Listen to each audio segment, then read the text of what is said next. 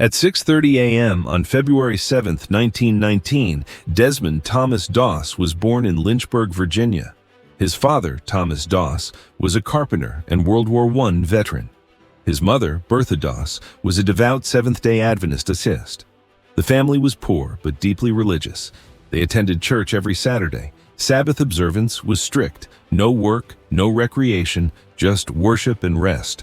Desmond grew up surrounded by Adventist teachings. The Ten Commandments weren't suggestions, they were absolute law, particularly the sixth commandment, "Thou shalt not kill."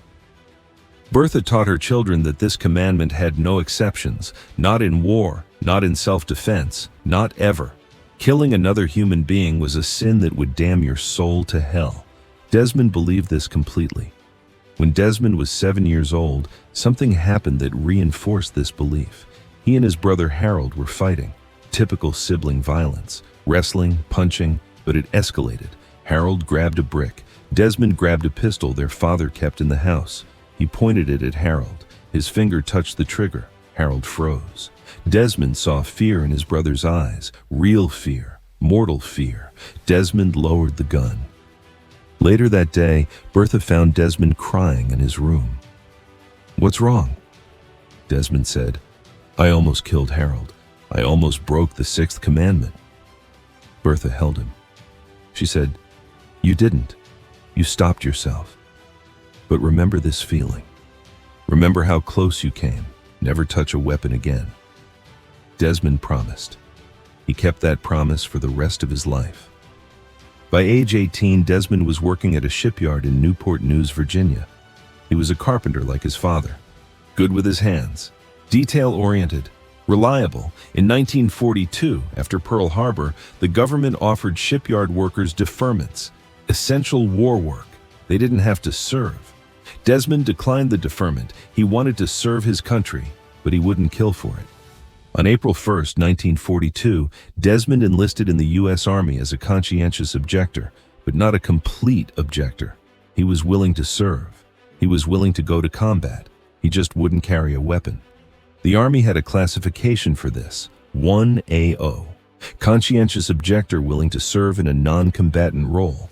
Desmond was assigned to the medical corps as a combat medic. His family supported the decision. His father didn't. Thomas Doss was a veteran. He'd seen combat in France during World War I. He knew what war was. He told Desmond, "You go into combat without a weapon, you're going to die. The enemy won't care that you're a medic. They'll kill you." Desmond said, "Then I'll die serving God." Thomas said, "That's not courage, that's stupidity." They didn't speak for 6 months. Desmond reported for basic training at Camp Lee, Virginia in April 1942. He was assigned to Company B, 307th Infantry Regiment, 77th Infantry Division. The 77th was a National Guard unit. Most soldiers were from New York, city boys, tough, cynical. They didn't understand Desmond. From day one, the harassment began. Desmond refused to train on Saturdays. Sabbath observance. His company commander, Captain Glover, said, "Saturday is a training day. You train like everyone else." Desmond said, "I can't, sir. It's the Sabbath."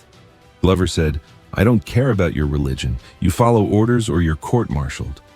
Desmond said, "Respectfully, sir, my commitment to God comes before my commitment to the Army." Glover backed down. He couldn't court-martial a soldier for religious observance. The Army had regulations protecting religious practice, but Glover resented Desmond. So did the other soldiers. They saw him as getting special treatment. While they trained on Saturdays, Desmond attended church. While they cleaned weapons, Desmond studied his Bible. They hated him. The harassment intensified during weapons training. Every soldier was required to qualify with the M1 Garand rifle. Desmond refused. "I won't touch a weapon." The drill sergeant, Sergeant Howell, said, "You're in the infantry. You carry a rifle." Desmond said, "I'm a medic. I carry medical supplies." Howell said, "Medics carry sidearms for self-defense." Desmond said, "I won't carry any weapon. My faith forbids it." Howell reported this to Captain Glover. Glover called Desmond to his office. "Private Doss, you're creating problems. This unit functions on discipline. When one soldier gets special treatment, it undermines that discipline. I'm recommending you for psychiatric evaluation. You're clearly unfit for service." Desmond said, "Sir, I'm fit. I passed my physical, I passed my mental evaluation. I'm willing to serve. I just won't kill." Glover said, "Then you're useless to this army." The psychiatric evaluation was conducted at Fort Jackson, South Carolina. 3 Army psychiatrists interviewed Desmond over 2 days. They asked about his childhood, his religious beliefs, his reasons for refusing to carry weapons. They gave him psychological tests, Rorschach ink blots, Minnesota multiphasic personality inventory, intelligence tests. Desmond cooperated fully. The psychiatrist's report concluded, Private Doss shows no signs of mental illness. His beliefs are sincere, deeply held, and consistent with his religious upbringing. He is not attempting to avoid service. He is willing to face combat danger. His refusal to carry weapons stems from religious conviction, not cowardice. Recommendation: allow him to serve as a combat medic without weapons.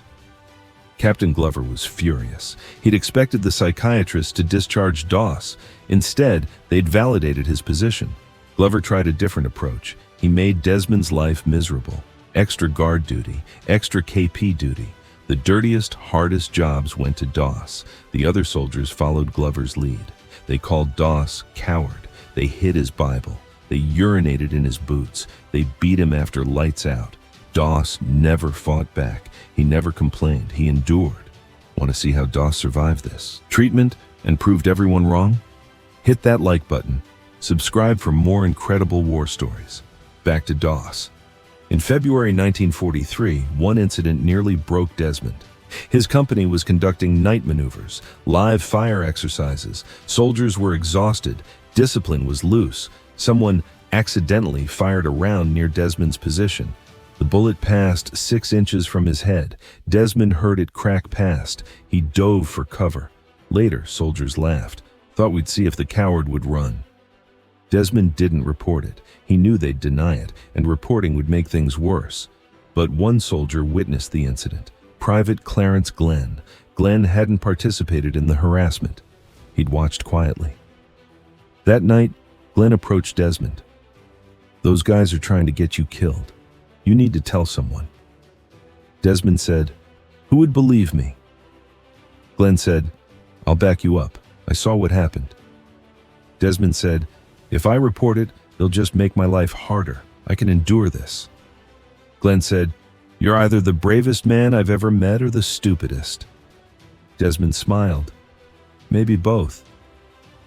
Glenn became Desmond's only friend in the company.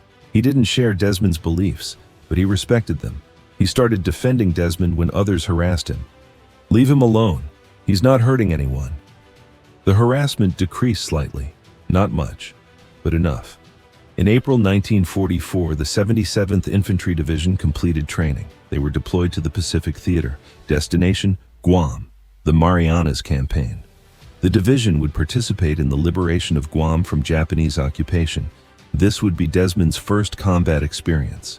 During the voyage to Guam, Desmond continued facing hostility. Soldiers still called him coward. They said he'd run when the fighting started. They said he'd get them killed. Desmond ignored them. He spent his time studying medical procedures. The Army had trained him as a combat medic, how to treat gunshot wounds, how to stop bleeding, how to administer morphine, how to splint fractures. He memorized everything.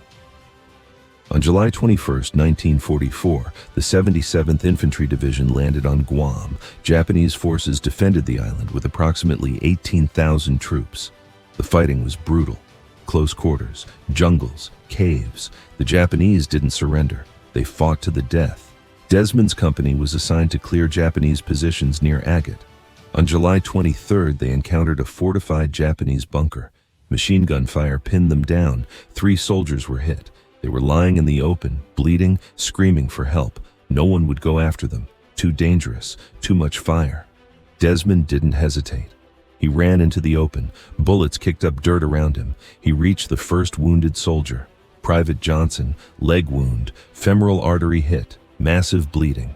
Desmond applied a tourniquet. Johnson said, "You're going to get killed." Desmond said, "Not today."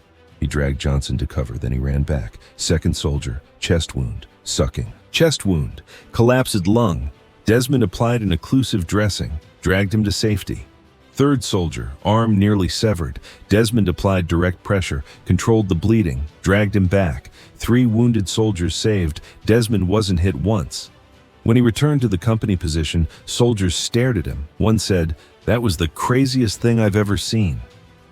Another said, "I thought you were dead for sure." Captain Glover approached. "Good work, Doss."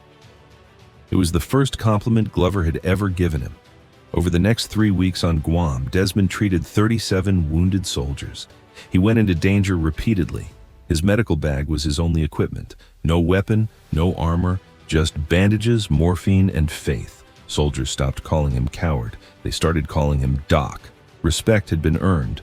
By August 1944, Guam was secured. The 77th Infantry Division was pulled back for rest and refitting. They'd suffered 839 casualties. Desmond had personally saved approximately 15 men from bleeding to death. His company commander wrote a commendation. Private Doss displayed extraordinary courage under fire. His medical skill and selfless dedication saved numerous lives. Recommend for Bronze Star. The Bronze Star was approved.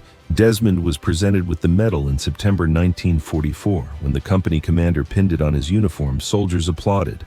These were the same men who'd beaten him, harassed him, called him coward. Now they were applauding. Desmond felt vindicated, not proud, just vindicated. He'd proven that you could serve without killing. You could be brave without carrying a weapon. But his greatest test was coming.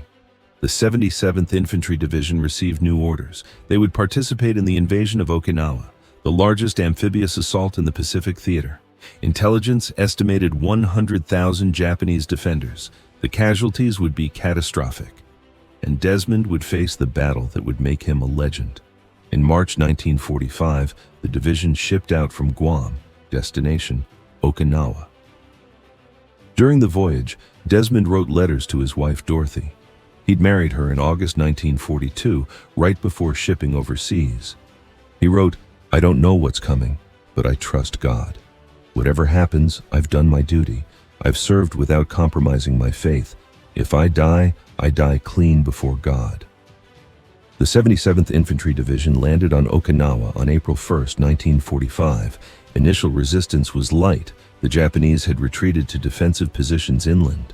The real fighting would begin when American forces advanced into the interior, into terrain the Japanese had spent months fortifying, into killing grounds designed to maximize American casualties.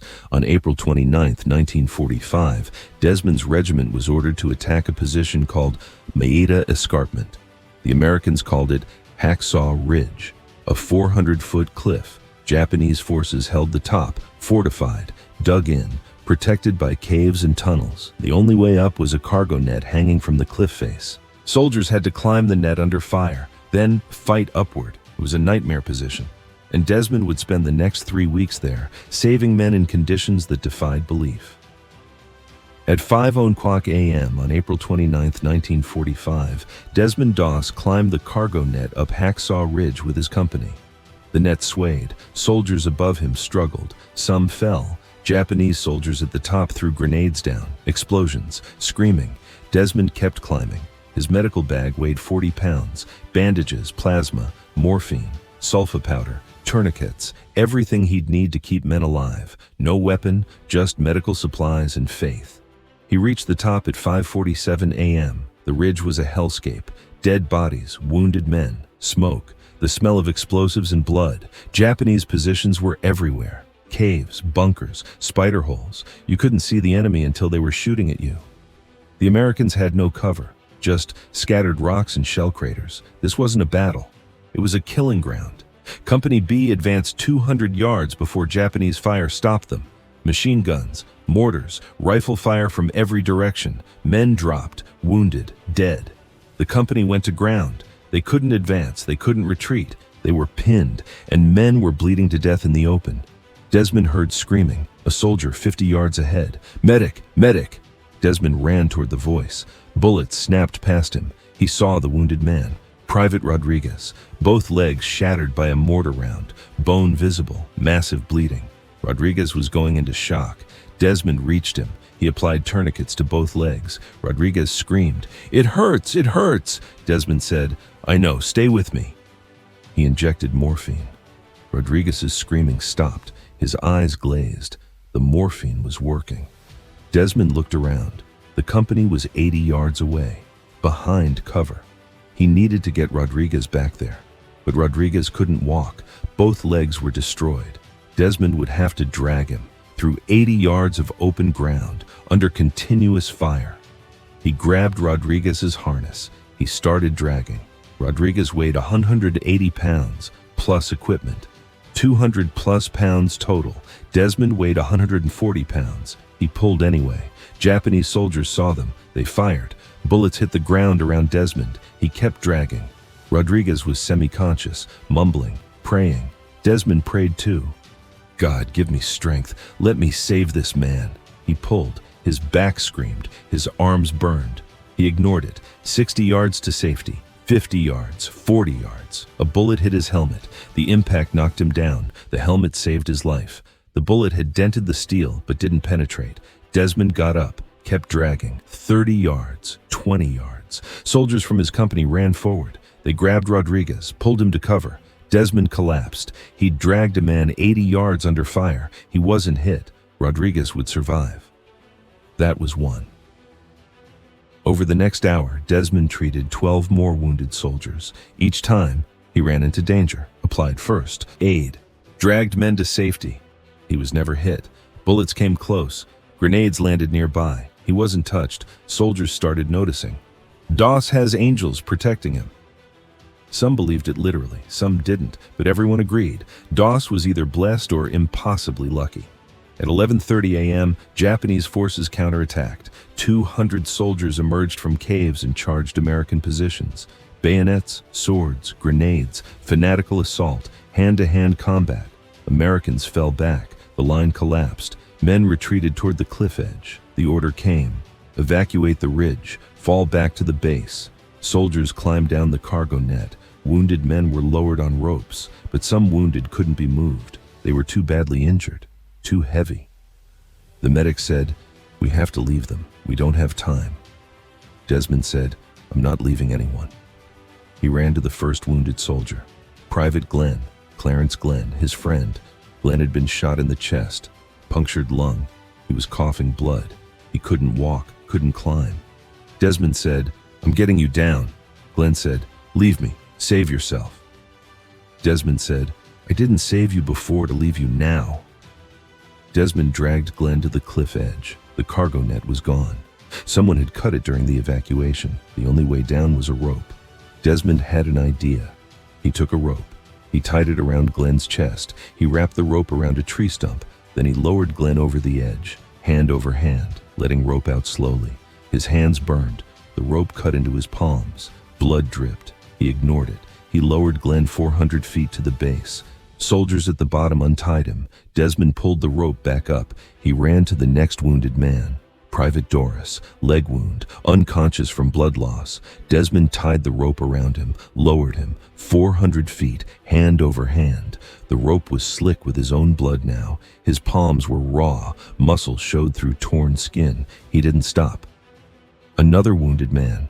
Private Phillips, abdominal wound, intestines exposed. Desmond applied a field dressing, tied him to the rope, lowered him 400 feet.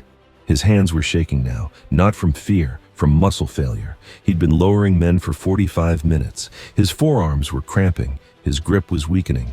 He prayed. "God, one more. Let me save one more." Want to see how many men Doss saved that day? Hit that subscribe button. Back to Hacksaw Ridge. Japanese soldiers were sweeping the ridge now, killing wounded Americans. Desmond could hear gunshots, screams cut short. He had maybe 5 minutes before they found him. He ran to another wounded man, Private Sampson, both arms broken, shrapnel wounds across his chest. Sampson was conscious, terrified. "They're coming. They're killing everyone," Desmond said. "Not you. I'm getting you out."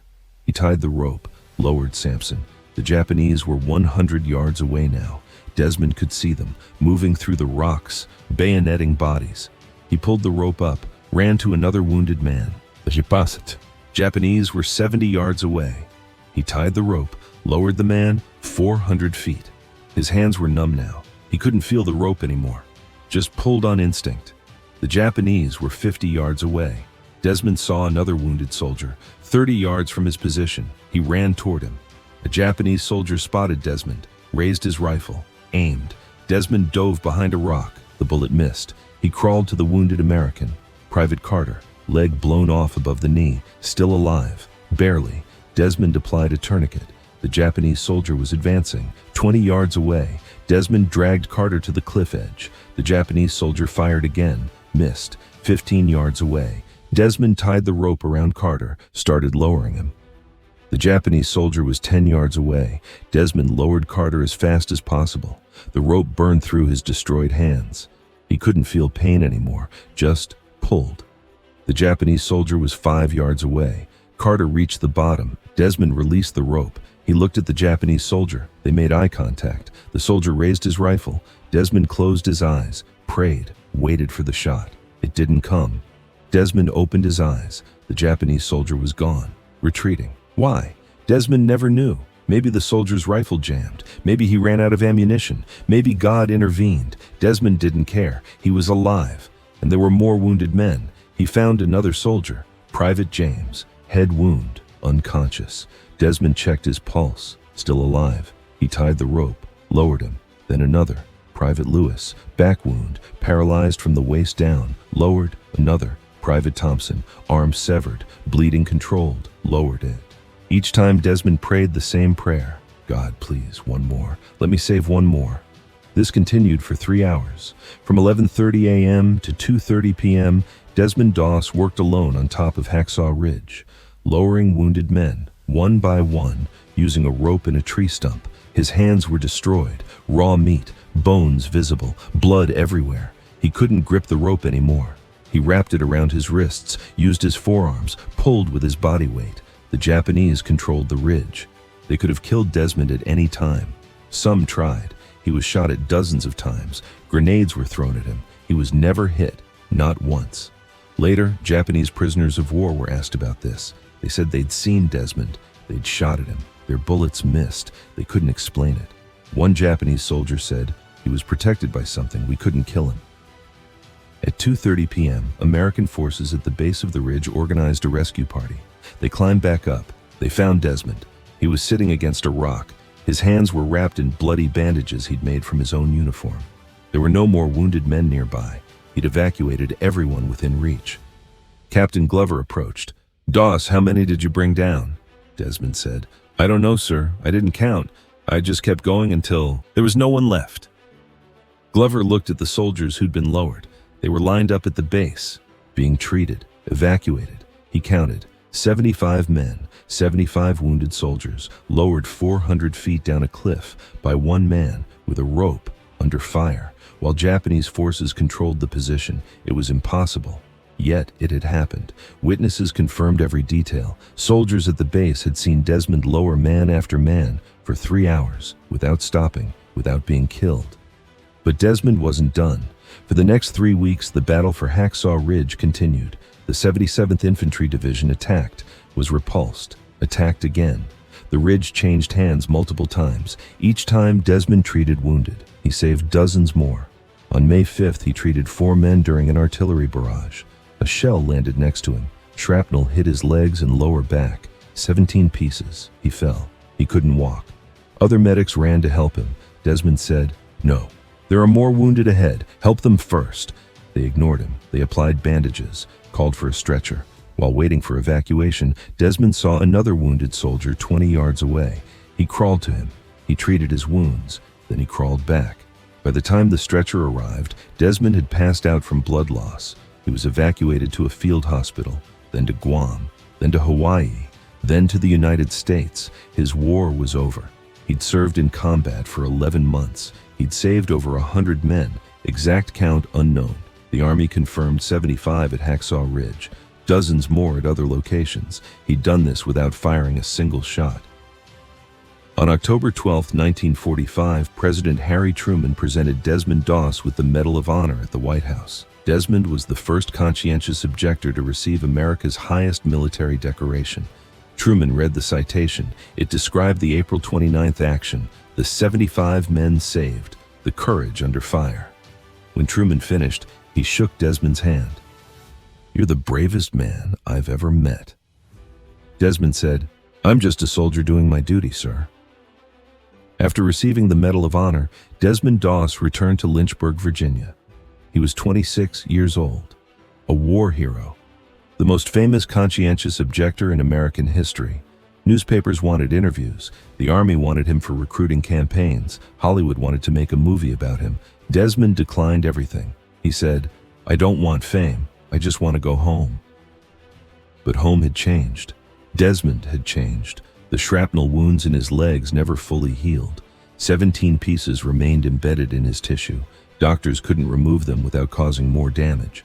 Desmond walked with a limp. He had chronic pain. Every step hurt. He accepted this. "Better me than the men I saved," he said. Worse than the physical pain was what came at night. Nightmares. Every night. The same scenes. Hacksaw Ridge. Wounded men screaming. Japanese soldiers charging. Explosions. Blood. He'd wake up shouting. His wife Dorothy would shake him awake. "It's okay. You're home. You're safe." But Desmond never felt safe. Part of him was still on that ridge, still lowering wounded men, still praying, "One more, God, just one more." What modern medicine calls PTSD, Desmond called battle fatigue. The Veterans Administration offered treatment, psychiatric counseling, medication. Desmond refused. "I'll handle it with prayer," he said. He read his Bible daily. He attended church every Saturday. He prayed for the strength to endure. Sometimes prayer helped, sometimes it didn't. The nightmares continued for 60 years.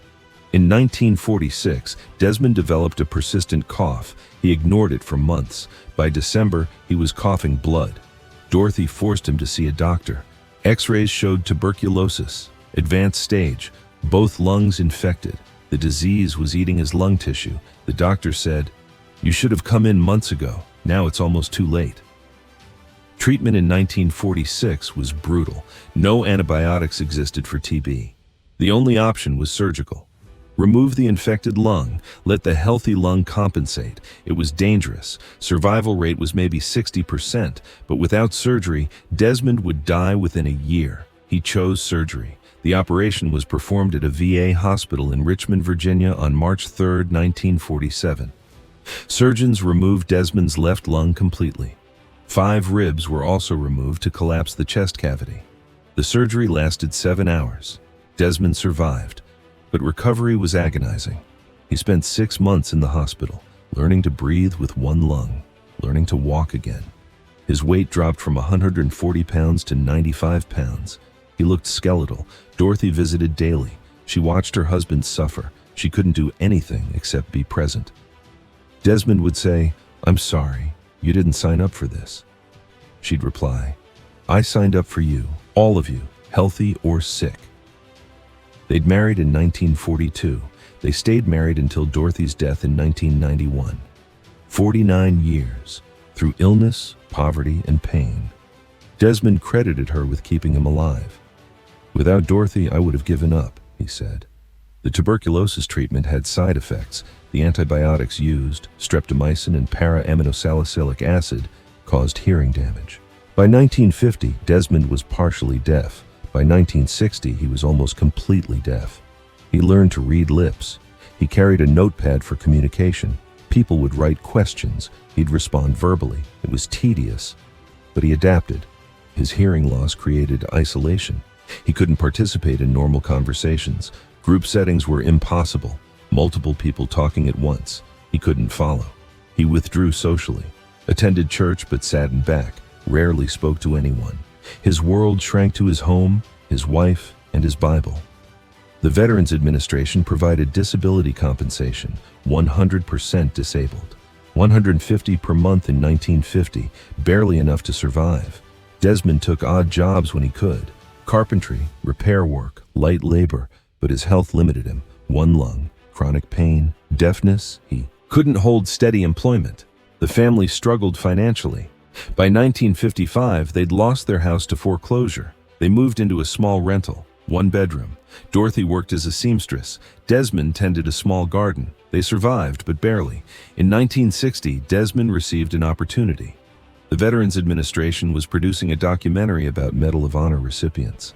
They wanted to feature Desmond. He agreed reluctantly. The documentary crew came to Virginia. They interviewed him. They filmed his daily life. The documentary aired on television in 1961. Millions of Americans saw it. Many had never heard of Desmond Doss. Now they knew his story. The documentary brought renewed attention. Veterans groups invited him to speak. Schools wanted him to talk to students. Desmond accepted some invitations, not for money. He never charged speaking fees, but to share his message.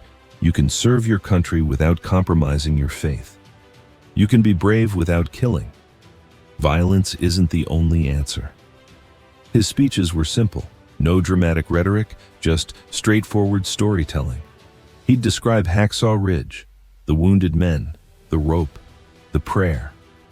One more, God, let me save one more. He'd explain his beliefs, the sixth commandment, the sanctity of human life. Then he'd take questions. Young people asked, "Weren't you scared?" Desmond would say, "Terrified, every second, but fear doesn't excuse inaction. You do what needs doing, despite the fear." Want to know what happened to Doss in his final years? Hit that like button and subscribe. Back to his story. In 1976, Desmond's story reached a wider audience. Author Booten Herndon published The Unlikeliest Hero, a biography of Desmond. The book was well-researched. Herndon interviewed Desmond extensively. He interviewed soldiers who'd served with Desmond. He accessed military records. The book confirmed everything.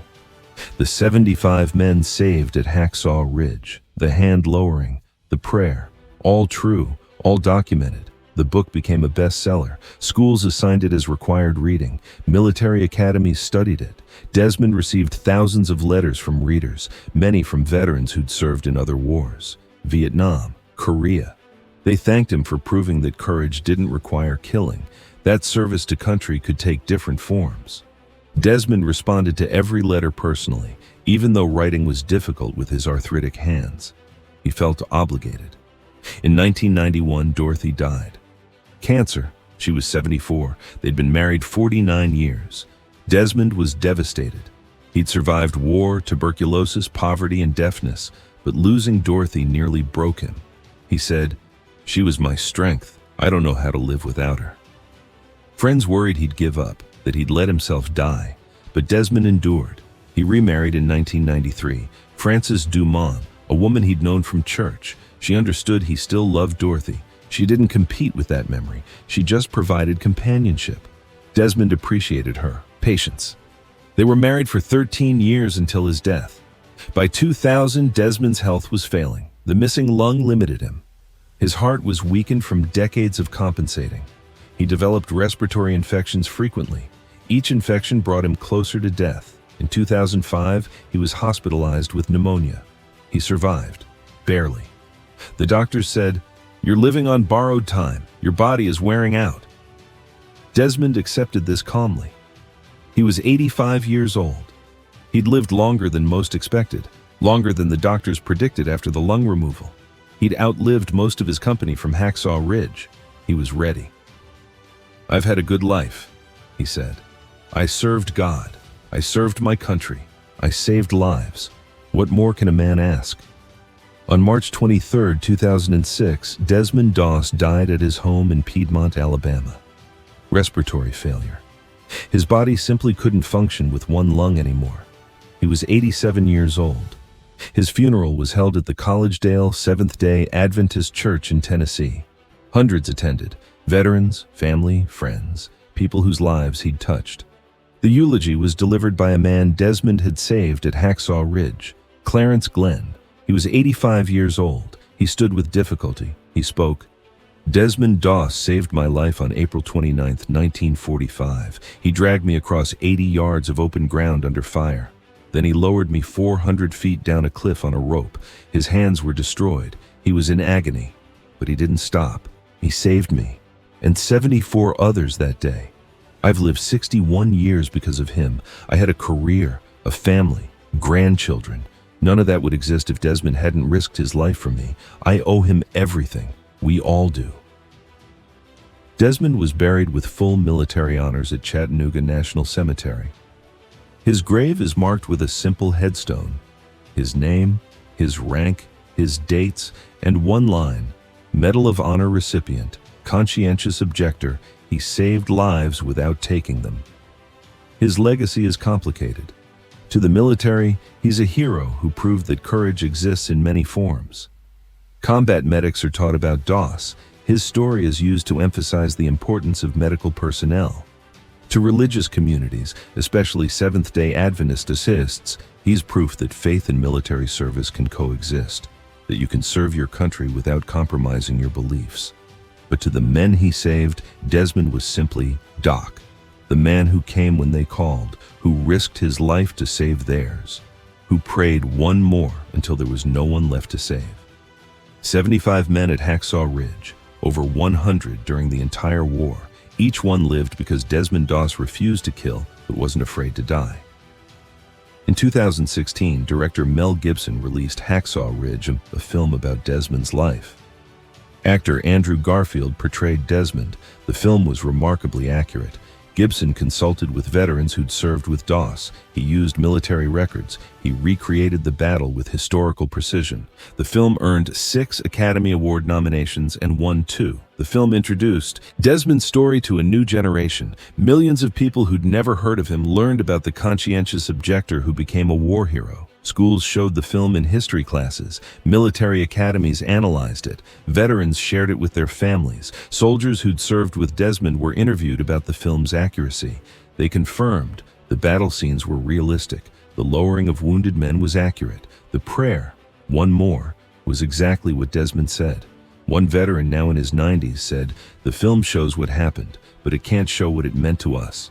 When Doss came running toward you, you knew you'd survive. He never left anyone behind, ever. That's not in the film. That's something you had to live to understand." Modern combat medics cite Desmond as inspiration. His photograph hangs in Army medical training facilities. His Medal of Honor citation is required reading. Instructors tell students, "This is the standard. This is what courage looks like. You might not share his beliefs, but you should share his commitment to save lives, no matter the cost." The rope Desmond used to lower men at Hacksaw Ridge was recovered after the battle. It's preserved at the National Museum of the United States Army. The rope is stained with blood, Desmond's blood from his torn hands, and the blood of the 75 men he saved. Visitors can see it, a physical reminder of what one man accomplished with faith, courage, and a prayer. That's the complete story of Desmond Doss, a conscientious objector who refused to kill, who was mocked, beaten, and called a coward, who proved himself at Hacksaw Ridge by saving 75 men in conditions that defied belief, who served his God and his country without compromise, who lived 61 years after the war, dealing with pain, illness, and loss, who died knowing he'd done exactly what God called him to do. If this story showed you what real courage looks like, hit that like button. Subscribe for more true World War II stories. Turn on notifications. Drop a comment telling us where you're watching from. Thanks for watching. We'll see you in the next one.